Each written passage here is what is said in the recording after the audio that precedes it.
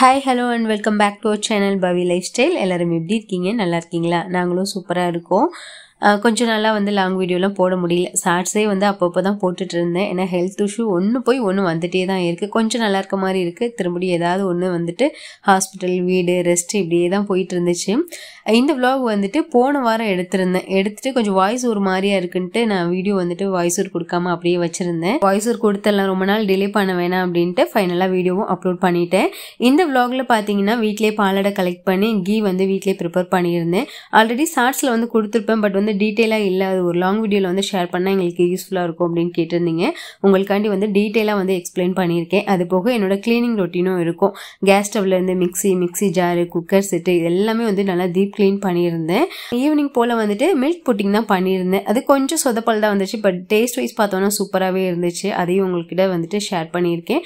இப்போ தான் என்னோட வீடியோ ஃபஸ்ட் டைம் பார்க்குறீங்கன்னா வீடியோ ஃபுல்லாக பாருங்கள். பிடிச்சிருந்துச்சுன்னா லைக் பண்ணிவிட்டு சப்ஸ்கிரைப் பண்ணுங்கள். இப்போ வாங்க வீடியோக்குள்ளே போகலாமா? கேஸ் ஸ்டவ் க்ளீன் பண்ணுற மாதிரி இருந்துச்சுன்னா காலையிலே பிரேக்ஃபாஸ்ட், லஞ்ச் எல்லாமே முடிச்சுக்கிறது. ஏன்னா மதியம் ரொம்ப நேரம் ஃப்ரீயாக இருக்க மாதிரி இருக்கும். அந்த டைமில் வந்து கேஸ் ஸ்டவ்லாம் க்ளீன் பண்ணி வச்சுக்கிறது. அப்படி ஈவினிங் மட்டும் ஏதாவது ரெசிபி பண்ணுற மாதிரி இருந்துச்சுன்னா அதுக்குள்ளேயுமே நல்லா ஈரோலாம் காஞ்சு போயிடும். ஃபஸ்ட்டு வந்துட்டு பர்னரு, ஸ்டாண்டு எல்லாத்தையும் கழட்டி எடுத்து வச்சுட்டேன்.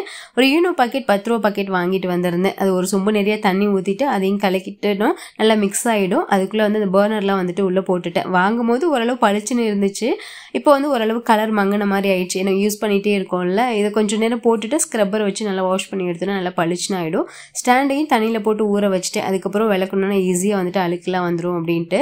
என்னோட கேஸ் ஸ்டவ்வில் 3 அடுப்பு இருக்கும். பெரிய அடுப்பில் தான் அடிக்கடி யூஸ் பண்ணுறது. ஏன்னா டக்குன்னு வேலை முடிஞ்சிடும் அப்படின்ட்டு அடிக்கடி அதையே யூஸ் பண்ணிட்டு இருக்கனால அந்த அடுப்பை சுற்றி மட்டுமே அழுக்கு அதிகமாக இருக்கும். மற்ற 2 அடுப்பை கம்பேர் பண்ணும்போது இதில் அழுக்கு அதிகமாக இருக்கும். கொஞ்சமாக தண்ணி ஊற்றிட்டு ஒரு வெட் கிளாத் வச்சு நல்லா தொடச்சி எடுக்கும் போது அதில் இருக்க அழுக்கெல்லாம் ஓரளவு வந்துடும். அதுக்கப்புறம் வந்து பேக்கிங் பவுடர் தான் நம்ம வீட்டில் யூஸ் பண்ணுவோம்ல, பேக்கிங் சோடா, அதை கொஞ்சம் ஆட் பண்ணிவிட்டு லெமன் வந்து ஒரு அரை லெமன் வந்து புளிஞ்சு விட்டுட்டு கொஞ்சம் நல்லா ஊறினதுக்கப்புறம் நல்லா ஸ்க்ரப் பண்ணி எடுத்தோன்னா ஈஸியாக வந்துடும். இதை வச்சு ஸ்க்ரப் பண்ணுறதோட இன்னும் ஸ்க்ரப்பர் இருக்குல்ல, அதை வச்சு இந்த கம்பினாருன்னு சொல்லுவாங்கள்ல, அதை வச்சு க்ளீன் பண்ணும்போது நல்லாவே வந்துடும். அப்புறம் ஒரு வெட் கிளாத் வச்சு நல்லா தொடச்சி எடுத்துட்டேன். இதே போல் மற்ற 2 அடுப்பையும் இதே போல் தான் நான் க்ளீன் பண்ணி எடுத்துருந்தேன். நான் வந்துட்டு அடிக்கடி வந்து கேஸ் ஸ்டவ் க்ளீன் பண்ண மாட்டேன். ஒரு ஈர துணி வச்சுட்டு அப்பப்போ தொடச்சி விட்டாவே ஓரளவு நீட்டாக இருக்கும். நம்ம வைக்கும் போது வந்துட்டு பக்கத்துலேயே நின்றுட்டு இருப்போம். அப்போல்லாம் பால் பொங்காது. நம்ம ஏதாவது ஒரு வேலையாக சடனாக அங்கிட்டு போயிட்டு வரும்போது டக்குன்னு பொங்கி எல்லாம் நாஸ்தி ஆகிடும். அந்த மாதிரி சுச்சுவேஷன் வந்தால் மட்டும்தான் அதெல்லாம் டீப் க்ளீன் பண்ணுற மாதிரி இருக்கும். கையோட வந்துட்டு கவுண்டர் டாப் எல்லாம் ஈர துணி வச்சு நல்லா தொடச்சி எடுத்து விட்டுட்டேன்.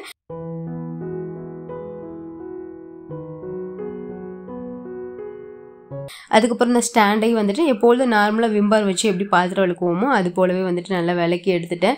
இதில் ஓரளவு தான் அழுக்கு போச்சுன்னா அது கலரே அப்படி தான். நானும் வந்துட்டு ரொம்ப தேய்ச்சி பார்த்துட்டேன். பட் வந்து அது அந்த கலர் அப்படி தான் இருக்கும் பழக்கு. அப்படியே இருந்துச்சு. சரி ஓகே, இதுக்கு மேலே என்னால் தேய்க்க முடியல அப்படின்ட்டு காய வச்சுட்டேன். நல்லா உணரட்டும் அப்படின்ட்டு. முன்னைக்கு இப்போ பார்த்தீங்கன்னா ஓரளவு நல்லாவே பளிச்சுன்னு இருக்கும். நெக்ஸ்ட் வந்துட்டு மிக்ஸி தான் வந்து க்ளீன் பண்ண போகிறேன். அடிக்கடி யூஸ் பண்ணுறது, பட் வந்து க்ளீன் பண்ணுறது தான் கிடையாது. எனக்காவது ஒரு நாள் தான் க்ளீன் பண்ணுற மாதிரி இருக்கும். ரொம்ப வந்துட்டு அது தேங்காய் பால் அரைக்கும் போது இல்லை ஏதாவது லிக்விடாக அரைக்கும் போது அப்படியே கீழே வந்து சிந்தி போய் ஒரு மாதிரி அதுவே வந்து ஒரு அழுக்கு படிஞ்ச மாதிரி ஆகிடும்.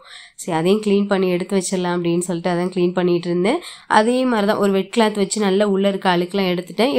எடுக்கிறதுக்கு முன்னாடி பார்த்தீங்கன்னா அதுக்குள்ளே வந்து இந்த சுற்றுறதுக்கு ஒரு வெள்ளை கலரில் இருக்கும்ல, அதை எடுத்துட்டு நம்ம க்ளீன் பண்ணும்போது ஈஸியாக இருக்கும். அதே மாதிரி நல்லா க்ளீன் பண்ணி எடுத்துட்டு மிக்ஸி சுற்றியும் வந்துட்டு நல்லா ஈர துணி வச்சு தொடச்சி விடும் போது நல்லா பளிச்சுன்னு புது மிக்ஸி எப்படி இருக்கும் அது போல் இருந்துச்சு. அவ்வளோ அழுக்கு இருந்துச்சுங்க உள்ளே. நான் வந்துட்டு லைட்டாக வந்து துணி வச்சு அழுத்தம் கொடுத்து கொஞ்சம் கொஞ்சமாக எடுத்துட்டேன். இப்போ சுற்றி பார்க்கும்போது நல்லா சூப்பராகவே வந்துட்டு சுற்றி வந்துச்சு. அழுக்கு எதுவுமே இல்லை, நீட்டாக இருந்துச்சு. மிக்ஸி ஜார்னு பார்த்தீங்கன்னா நம்ம கேஸ் ஸ்டவ்வில் எப்படி வந்துட்டு பெரிய பர்னர் வந்து அடிக்கடி யூஸ் பண்ணிகிட்டு இருப்போமோ அது போல் வந்து மிக்ஸியில் சின்ன மிக்ஸி தான் நான் அடிக்கடி யூஸ் பண்ணுவேன். ஏன்னா வந்து அதில் அரைப்படும் போது சீக்கிரம் வந்து அரைப்பட்டு கொடுத்துரும். பெரிய மிக்ஸியில் நம்ம கொஞ்சமாக தானே குவான்டிட்டி போட்டு வந்து அரைப்போம். அதனால் வந்துட்டு சின்ன மிக்ஸி தான் நான் அதிகமாக யூஸ் பண்ணுவேன். அது யூஸ் பண்ணுறதுனால மற்ற 2 மிக்ஸியோட சின்ன மிக்ஸி பயங்கர அழுக்காக இருந்துச்சு. அதுக்கு கீழேலாம் பார்த்தீங்கன்னா அவ்வளோ அழுக்கு, சொல்ல முடியாத அளவுக்கு அழுக்கு இருந்துச்சு. அதுலேயும் கொஞ்சம் பேக்கிங் சோடா போட்டுட்டு லெமன் வந்து புளிஞ்சு விட்டுட்டு ஒரு வேஸ்ட் ப்ரஷ் வச்சு நல்லா வந்து தொடச்சி அழுத்தம் கொடுத்து தொடச்சி எடுக்கும் போது அதில் இருக்க அழுக்கெல்லாம் நல்லாவே வந்துடும். எது க்ளீன் பண்ணுறதுக்கு முன்னாடியுமே கொஞ்சம் தண்ணி ஊற்றிட்டு கொஞ்சம் ஊறினதுக்கப்புறம் நல்லா வாஷ் பண்ணிவிட்டு அதுக்கப்புறம் இந்த பேக்கிங் சோடா, லெமனு, உப்பு இதெல்லாம் போட்டு நல்லா க்ளீன் பண்ணும்போது நல்லாவே அழுக்கு வந்துடும். கேஸ் ஸ்டவ்வில் ப்ரஷ் வச்சு தேய்க்கும் போது அந்தளவுக்கு அழுக்கு போகல. ஆனால் வந்துட்டு ஸ்க்ரப்பர் வச்சு க்ளீன் பண்ணும்போது சூப்பராகவே அழுக்கு போயிடுச்சு. மிக்சியில் வந்துட்டு ஸ்க்ரப்பர் வச்சு யூஸ் பண்ண முடியாது, ஏன்னா ஸ்பேஸ் வந்து ரொம்ப கம்மியாக இருக்கனால ஒரு வேஸ்ட் ப்ரஷ் வச்சு தான் நல்லா வந்து சுற்றி முற்றி வந்துட்டு தேய்ச்சி விட்டுருந்தேன். அழுக்கு சூப்பராகவே போச்சுங்க. நல்லா வந்துட்டு ஆனால் தேய்க்கணும். அதை கலட்டணும்னா திருப்பி வந்துட்டு ஸ்க்ரூலாம் போட்டு டைட் பண்ணணும். ஓரளவு வந்துட்டு கரெக்டாக போட்டாலுமே சரியாக போட முடியலன்னா என்ன பண்ணுறது அப்படின்ட்டு தான் நான் வந்து அதெல்லாம் கலட்டல. ப்ரஷ்ஷை வச்சு நல்லா க்ளீன் பண்ணி எடுத்துட்டேன். சூப்பராக வந்து க்ளீன் ஆகிடுச்சு 3 மிக்சியுமே.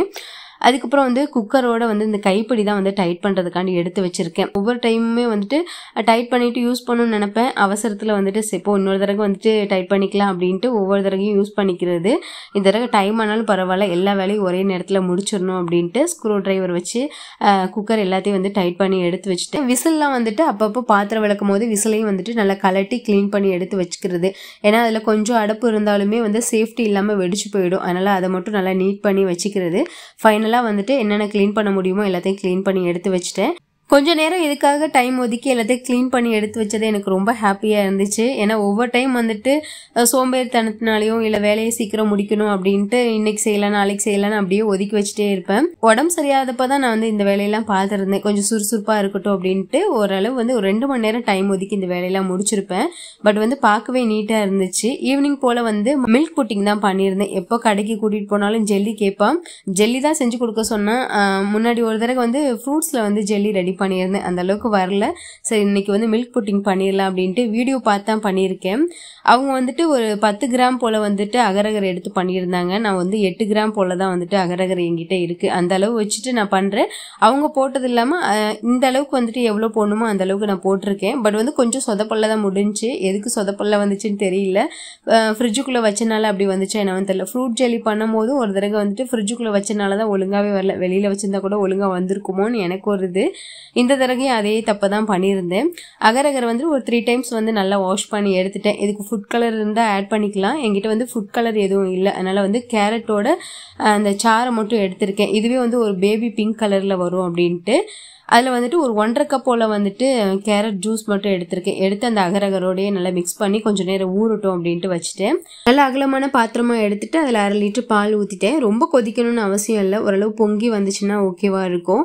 நம்ம பசும்பால்னா அந்தளவுக்கு நுரை பொங்கி வராது. இது வந்து பாக்கெட் பாலுங்கிறனால அப்படி நுரை வந்து சோப்பு நுரை மாதிரி வந்துட்டே இருந்துச்சு. ஒரு ஸ்பூன் வச்சு கொஞ்சம் கொஞ்சமாக எடுத்து போட்டுட்டேன். அது பார்க்க ஒரு மாதிரியாக தான் இருந்துச்சு. பட் வந்து என்கிட்ட பசும்பால் இல்லாதனால பாக்கெட் பாலே வாங்கிட்டு வந்து செஞ்சுட்டேன். இன்னொரு பாத்திரத்தில் அந்த கேரட் அகரகர் அதையும் சேர்த்துட்டு நல்லா மிக்ஸ் பண்ணி கொடுத்துட்டேன். அகரகரை வந்து நல்லா கரையிற அளவுக்கு. இதில் வந்து நான் 1.5 கப் அளவுக்கு வந்து சுகர் சேர்த்திருக்கேன். சுகர் உங்களுக்கு எந்த அளவுக்கு தேவையோ அந்த அளவுக்கு சேர்த்துக்கலாம். நான் வந்து சுகர் அதிகமாக சாப்பிட மாட்டோம். அதனால் வந்து ஓரளவு வந்துட்டு ஒரு மீடியம் சுகர் இருந்தால் போதும் அப்படின்ட்டு அந்த அளவுக்கு மட்டும் சேர்த்துருக்கேன். பத்தலைன்னா ஆட் பண்ணிக்கலாம் அப்படின்ட்டு அதையும் சேர்த்துட்டு நல்லா மிக்ஸ் பண்ணி கொடுக்கும் போது எல்லாமே நல்லா கரைஞ்சி வந்துடும். அதுக்கப்புறம் கொஞ்சம் கொஞ்சமாக வந்து அதில் பால் ஊற்றிட்டு கெட்டிப்படாமல் வந்து கிண்டி எடுக்கணும். ரொம்ப டக்குன்னு ஊற்றணுன்னா ஒரு மாதிரி ஆகிடும். அதனால் கொஞ்சம் கொஞ்சமாக ஊற்றிட்டு கிண்டிகிட்டே இருக்கும் போது லைட்டாக வந்து கெட்டியாகிற மாதிரி இருக்கும். அந்த ஸ்டேஜில் வந்துட்டு ஸ்டவ் ஆஃப் பண்ணிக்க வேண்டியதுதான். இன்னொரு நல்ல அகலமான பாத்திரம் இல்லை வந்துட்டு கேக் டின்னு ஏதாவது இருந்துச்சுன்னா அதில் கொஞ்சம் கொஞ்சமாக ஊற்றி வைக்கணும். ஒரு 10 மினிட்ஸ்க்கு அப்புறம் வந்துட்டு ஓரளவு செட் ஆகிடும். இந்த ஸ்டேஜில் வந்து நட்ஸ் ஏதாவது இருந்தால் ஆட் பண்ணிக்கலாம். நான் வால்நட்டு அது கூட வந்துட்டு ட்ரை ஃப்ரூட்ஸ் அதையும் வந்துட்டு நுணுக்கி போட்டிருக்கேன். அப்படியே வந்துட்டு நான் ரூம் டெம்பரேச்சரில் வச்சுருந்தா கூட ஓரளவு நீட்டாக வந்திருக்குங்க. ஏன்னா வந்து நான் நட்ஸ் போடும் போதே ஓரளவு நல்லா செட்டில்ட் ஆன மாதிரி தான் இருந்துச்சு. தேவையில்லாமல் கொஞ்சம் சில்லுன்னு சாப்பிட்டா நல்லாயிருக்கும் அப்படின்ட்டு ஃப்ரிட்ஜில் தூக்கி வச்சுட்டு மாறனை வந்து பார்க் கூட்டிகிட்டு வந்துட்டேன். பார்க்கில் கொஞ்சம் நேரம் விளையாட வச்சுட்டு ரிட்டன் போயிட்டு எடுத்து கொடுக்கும்போது கரெக்டாக இருக்கும் அப்படின்ட்டு. நாங்கள் போன நேரம் ஓரளவு மேகமூட்டமாக தான் இருந்துச்சு. ஓரளவு லைட்டாக தூரலோட அப்படியே மேகமூட்டமாக தான் இருந்துச்சு. கோயம்புத்தூரில் இப்போ உள்ள வெதர்லாம் வந்துட்டு சொல்லவே முடியல. எப்பொழுதும் ஒன்று போலவே தான் இருந்துகிட்டே தான் இருக்குது. வெயிலே ரொம்ப நாள் ஆச்சு. நல்லா வெயில் அடித்து பார்த்து மாறின கொஞ்சம் நேரம் மட்டும் விளையாட வச்சுட்டு ஜெல்லி சாப்பிட்ற ஒரு மூட்லேயே வந்திருந்தான். ஹாப்பியாக வந்திருந்தான். ஆனால் பார்க்கும் போது சூப்பராக புட்டிங்லாம் வந்து நல்லா ரெடியான மாதிரி தான் இருந்துச்சு. கியூப் போடும் போதாக இருக்கட்டும் இல்லை வந்து அந்த ஸ்பேட்சில் வச்சு நல்லா சைடில் ஓரத்தெல்லாம் எடுத்து விடும் போது வந்துட்டு அவ்வளோ அழகாக வந்துருந்துச்சு. பட் வந்து தலையில கொட்டும் போது கீழே மட்டும் கொல கொலன்னு ஆன மாதிரி இருந்துச்சு. ஆனால் டேஸ்ட் வைஸ் பார்த்தோன்னா சூப்பராகவே இருந்துச்சுங்க. மானுக்கு ரொம்பவே பிடிச்சி போயிருந்துச்சு. ஆல்ரெடி யாராவது மில்க் புட்டிங் பண்ணியிருந்தீங்கன்னா டீட்டெயிலாக சொல்லுங்கள். எனக்கு வந்துட்டு ஒழுங்காக வரல. இல்லை நான் பண்ணது கரெக்டு தானா இல்லை வந்து இன்னும் கொஞ்சம் நேரம் வந்து வச்சுருந்தா நல்லா செட்டில் ஆகி வந்திருக்குமா அப்படின்ட்டு சொல்லுங்கள். இல்லை வந்து வாட்டர் கண்டென்ட் அதிகமாக போட்டோன்னா இல்லை என்ன மிஸ்டேக் பண்ணேன்னு தெரியல. பட் வந்து டேஸ்ட்லாம் ஓகேவாக தான் இருந்துச்சு. ஆனால் அந்த சேஃப் சொல்லுவாங்கள்ல அந்த க்யூபாக வரும்ல அந்த மாதிரி வந்துருந்துச்சுன்னா இன்னும் சூப்பராக இருந்திருக்கும். சரி ஓகே ஃபஸ்ட் டைம் பண்ணுறோம், சரி நெக்ஸ்ட் டைம் பார்த்துக்கலாம் அப்படின்னு சொல்லிட்டு அப்படியே ஃப்ரிட்ஜில் தூக்கி வச்சுட்டேன். வேணுங்கிறப்ப எடுத்து சாப்பிட்டுக்கலாம் அப்படின்ட்டு. காலையில் வந்து ஃப்ரீசர் ஆஃப் பண்ணி போட்டேன். ஏன்னா வந்துட்டு ஐஸ்லாம் ஃபார்ம் ஆகி ஃபுல்லாக வந்து எடுக்க முடியாமல் இருந்துச்சு. ஆஃப் பண்ணி போட்டுட்டு நல்லா வந்து இந்த கோல்ட்லாம் குறைஞ்சதுக்கப்புறம் எடுத்துக்கலாம் அப்படின்ட்டு அப்படியே வந்து பாலாடை உள்ளவே வச்சுருந்தேன். அதனால வந்து ஃபுல்லாகவே வந்து ஃப்ரிட்ஜில் கூலிங் குறைஞ்சி போயிடுச்சு. வாட்டர் பாட்டிலில் ஒரு வாட்டர் பாட்டில் மட்டும் தான் தண்ணி போட்டு வச்சுருந்தேன். இந்த வாட்டர் பாட்டிலில் இருக்க தண்ணியுமே கொஞ்சம் நேரத்துக்கு தான் கூலிங் இருக்கும். அந்த கூலிங் இருக்கிற வரைக்கும் நல்ல வெண்ணெய் எடுக்க முடியும். அந்த கூலிங் குறைஞ்சிருச்சுன்னா நம்ம மிக்ஸி ஓட்டும் போது அந்த ஹீட் ஏறினா வந்துட்டு வெண்ணெய் வந்து நல்லாவே திரண்டு வராது. அதனால் வந்து எப்போ வந்து வெண்ணெய் எடுக்கிற மாதிரி இருந்துச்சுன்னா நல்லா கோல்டு வாட்டர் வச்சுட்டு வெண்ணெய் எடுத்திங்கன்னா சூப்பராகவே வரும். பாலாடை வந்து நல்லா வந்து நம்மளுக்கு கிடைக்கணும் அப்படின்னா என்ன பண்ணணும்னு பார்த்தீங்கன்னா, பாலை நல்லா காய்ச்சிட்டு வெளியில் கொஞ்சம் நேரம் சூடு குறையிற அளவுக்கு வச்சுட்டு அதுக்கப்புறம் ஃப்ரிட்ஜுக்குள்ளே தூக்கி வச்சிட்டிங்கன்னா நல்ல பாலாடை வந்து கிடைக்கும். நம்ம நார்மலாக வந்து பால் காய்ச்சிட்டும் போது பார்த்தீங்கன்னா லைட்டாக தான் வந்துட்டு மேலே வந்து ஆடை திரண்டு வரும். இதே ஃப்ரிட்ஜில் வச்சுட்டு எடுத்து பார்க்கும்போது குவான்டிட்டியும் அதிகமாக வரும். பாலாடை குவான்டிட்டியும் நல்லா எடுக்க முடியும். நான் அப்படி தான் வந்து சேர்த்து வச்சுக்கிறது. இது வந்து ஒரு 1.5 மாதம் பக்கம் வந்துட்டு நான் பாலாடை கலெக்ட் பண்ணி வச்சுருந்தேன். ஒவ்வொரு டிஃபனாக வந்துட்டு நிரம்பி கடைசியில் வந்து இந்த சின்ன சின்ன இந்த அஞ்சரைப்பட்டியிலலாம் கிண்ணம் இருக்குல்ல அதுலேயுமே கலெக்ட் பண்ணி வச்சுருந்தேன். வேறு எதில் எடுத்து வைக்கிறதுனே தெரியல, அதெல்லாம் எடுத்து வச்சுருந்தேன். இதுக்கு மேலே எடுத்து வச்சோன்னா ஃப்ரீசரில் இடமே இருக்காது, அந்தளவுக்கு ஆயிடுச்சு. சரி முடிஞ்ச அளவுக்கு வந்துட்டு வெண்ணெய் எடுத்து நெய் உரிக்கலாம் தான் அப்படி பண்ணிகிட்டு இருந்தேன். கோல்டு வாட்ரு இருக்க வரைக்கும் ஓரளவு வந்து வெண்ணெய் எடுத்து வச்சுட்டேன். அதுக்கு மேலே வந்துட்டு ஓட்டும் போது ஹீட் ஏறி வெண்ணெய் வந்து ஒழுங்காக திரண்டு வரல. அதெல்லாம் வந்து தனியாக வந்து இந்த தண்ணியோடு சேர்த்து வச்சுருக்கேன். இதை வந்துட்டு இன்னொரு நாள் வந்துட்டு வெண்ணெய் எடுத்து வச்சுக்கலாம். ஏன்னா வந்து சூடாக இருந்துச்சுன்னா வெண்ணெய் ஒழுங்காகவும் வராது. நம்ம எத்தனை தடவை வந்துட்டு மிக்சியில் போட்டு அடித்தாலுமே சூடு ஏற தான் செய்யுமே தவிர வெண்ணெய் ஒழுங்காக வராது. நல்லா அப்படியே ஃப்ரிட்ஜில் தூக்கி வச்சுட்டேன். அப்புறம் இன்னொரு டவுட்டும் கேட்டிருந்தீங்க, நாங்களும் பாலாடை கலெக்ட் பண்ணி ஃப்ரிட்ஜுக்குள்ளே வைக்கிறோம், ஆனால் ஓரளவு ஸ்மெல்லாக தான் இருக்குது சிஸ்டர் அப்படின்னு கேட்டிருந்தீங்க. நான் வந்து ஃப்ரீசரில் தான் வைப்பேன். ஃப்ரீசரில் வைக்கிறது நல்லது எனக்கு தெரிஞ்சு. ஏன்னா கூலிங் வந்து எப்பொழுதுமே வந்துட்டு இருந்துகிட்டே இருக்கும். அப்படி ஃப்ரீசரில் வைக்க முடியலன்னா ஃப்ரிட்ஜுக்குள்ளேயே வந்துட்டு வச்சுட்டு, ஆனால் கூலிங் வந்து அதிகமாக வச்சுக்கோங்க. அப்படி இருந்தால் மட்டும்தான் அந்த கெட்ட ஸ்மெல்லாம் வராது. கூலிங் குறைஞ்சாவோ இல்லை கரண்ட் போயிட்டு ஃப்ரிட்ஜில் ஃபால்ட் ஏதாவது இருந்துச்சுன்னா வந்து கண்டிப்பாக ஸ்மெல் அடிக்க தான் செய்யும். ஏன்னா வந்துட்டு அன்னன்னைக்கு வந்துட்டு நம்ம வெண்ணெய் எடுக்க முடியாது, நெய்யும் உருக்க முடியாது.